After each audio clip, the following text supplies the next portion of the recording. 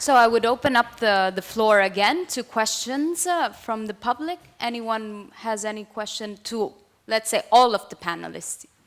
Question for Valdis. Sorry to ask another question, but it's a fascinating presentation. Thank you. In the different range of participation projects that you've seen, I've noticed in working in participatory budgeting a great difference between projects that have a binding result, co-decisional binding processes, and processes that are consultative that maybe are good for community building or feedback but don't have a binding result. Have you seen a difference in the impact on participation rates based on whether there's a binding outcome or not? That's the first, and then the second part, for processes that are merely consultative, that don't have a binding outcome, which ones have been the most successful in building that kind of motivation to participate?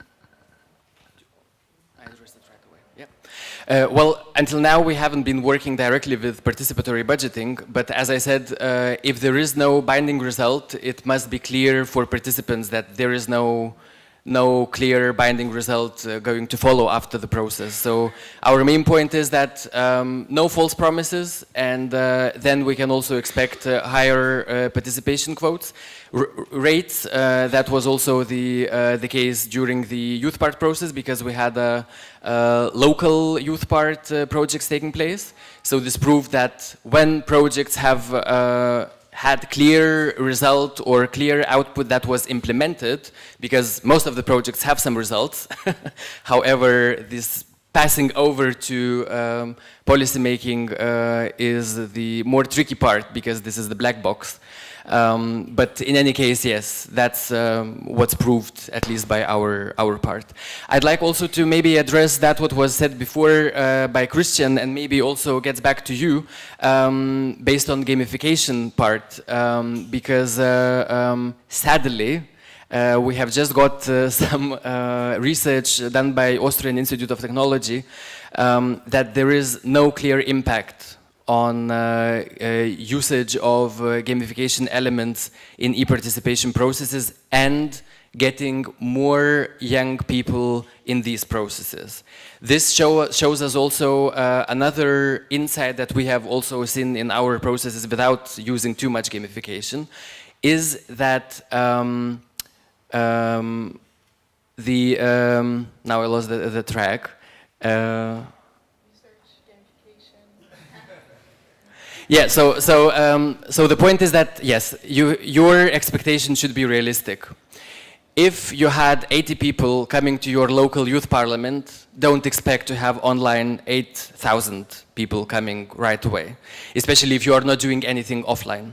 So these are the main points where we, because e-participation and everything what is e has always this idea that now, yes, now we are going to reach out to everyone, everybody has the access, we can onboard everyone. But we still get back to the reality of participation diamond, where it is clear that only the 10–20% of population is going to participate.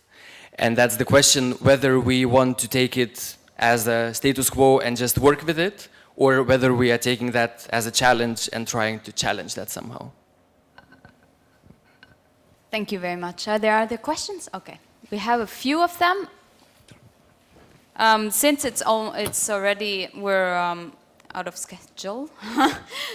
Just quickly your questions, we'll have them all, and then I'll leave the panelists give a concluding answer to everyone. Okay, it's just a quick question for Valdis as well. You mentioned the mapping tool. Could you maybe specify what you planned there, which is upcoming, I think, for Open.me? The other question? Hi, hello. Thank you for the talks. I have a quick question for both Mr. Scharf and Ms. Martin. Mr. Scharf, you'd mentioned gamification. Because I've been following the gamification trends as well, and some other initiatives in other parts of the world, in the United States and in other parts of Europe, have other games, such as, off the top of my head, this game called Democracy, who helps teach young kids about civics and how democracy works. So do you think that if this Minecraft Minecraftification project is successful and can be applied to other different parts of the European Union, will that be a framework that you can incorporate more or more expansive civics education into? And for Ms. Martin, do you get, I mean, I'm trying to blaze through this as quickly as I can. Do you get, because you said we're engaging with discussions, online discussions with lots of different people and not necessarily people from the same political spectrum. Do you get issues of trolling or flaming or just people who purposefully advocate and purposefully go down sort of extremist routes just to muddy the conversation, both in and out of group, and how do you deal with that? Thank you. Sorry. Can you present yourself? Oh yes, my name is Alp Tanju. I'm an intern at the Turkish Industry and Business Association. Thank you. Thank you. Behind.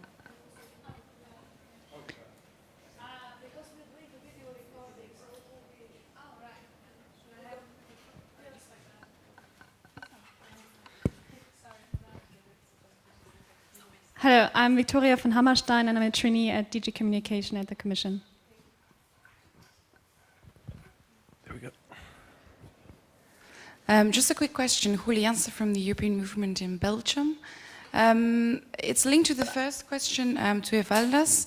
You were talking about a binding outcome of your e-tool, and you gave the example of someone who wanted a vending machine at their bus stop, which is great if it's then put into practice. But if we're talking about European policy, what could be an example of such a binding outcome other than we will communicate your opinion to an MEP or to the leaders? Thank you. And I think there was a last question over there.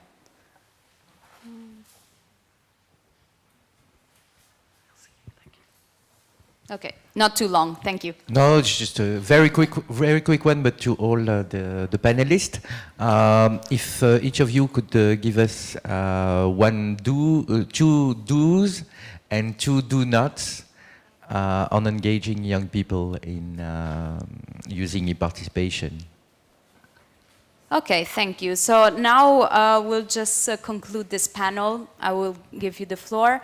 And I really like the last question as well. Just really briefly, just one do and one do not for EU decision makers in engaging youth. I'll start with Christian. Okay, I'm going back.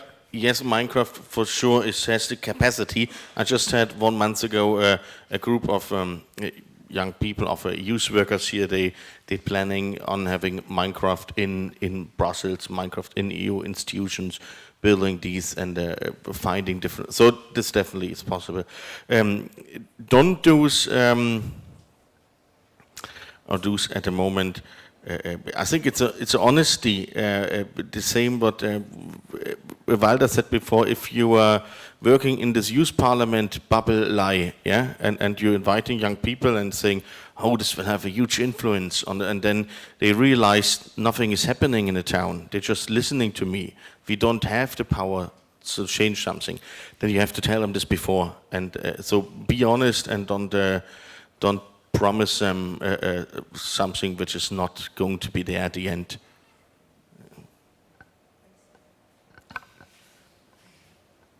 Two do's and two don'ts. Well, I hadn't really time to collect my thoughts, but actually, do use the language of young people if you're communicating with them. Think about the way you package information. Do go to the spaces and places where young people are. So I mentioned social media. If young people are there, let's tap into those. Let's not reinvent spaces and places and destinations. Don't treat young people the same necessarily. You might need to, again, repackage your communications or the approach you have to participation. And don't enter into any kind of consultation without honest intention. I think that mirrors perhaps what you've just said. At the Consultation Institute, we advocate a mandate for every consultation that at least says what will happen to your contribution, what's been decided, what has not been decided, what's up for influence. I think if we can frame dialogues in a much clearer, pragmatic way, we'll be in a better place. Thank you very much, Fraser. Leonie? Just to go back with that question, I'll completely agree with you. I think not to do is basically have this false thing, just to tick it off. You know, have a tweet just to say, all right, we tried it, and now we're good to go. What to do? I think it's always good to mix what you have online with offline. And make sure basically that if you, for instance, have an online debate, make sure the young people are aware of it. So reach out to them, even if you have to, like, by email or by calling someone, say, okay, listen, here's something going on, can you just multiply that? Regarding the trolling, very easily, we have a Facebook page. Yes, there's trolling happening, Twitter as well. Our internal, and I mean, the administrators in our secretariat, they work with that, now mostly with irony or just like casual fact-checking.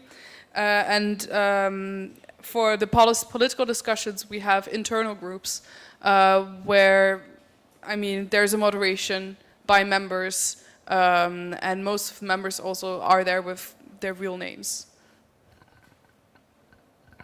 Well, I believe I've shared already a couple of do's and don'ts, but I'll add on that. There is one thing that we also try to promote. It is involving young people while planning already e-participation process. So from the very beginning, to have them on board, and that's how you can avoid also some misunderstandings or miscommunication or choosing the wrong language. And the other thing is that was not mentioned until now, is also trying to understand what the sociology of this target group is right now, because it is changing and very much. And what our research on, not only our, but in general, political participation, sociology, many different studies show that we are working with ad hoc citizens. They are not socialists, they are not conservatives anymore. They are, I'm for this initiative, I'm for that one. So this is also something that we need to take into account, and this is exactly one of the reasons why voting or electoral participation is so much failing when we try to address young people with that. And I'll just invite you to join me for the lunch maybe, and I'll just show you the mapping function, and we can talk about that.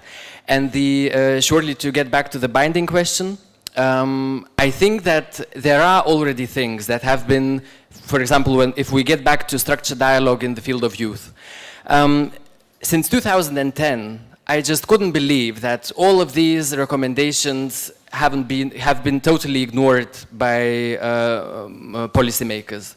So maybe it's not that much about promising in advance, but at least tracking back and showing that, well, now we have implemented this and that, and it comes actually from the conference 2 years ago in Cyprus, where it was made as one of the proposals of 200 people who were participating there. But the problem is that we don't really see that. And the Anne or John sitting somewhere in north of Finland, they just don't really see that this change has happened, because they have been one of 40,000 youngsters taking part in consultations. But this is still a problem, that we are not able to show that your proposal has been implemented.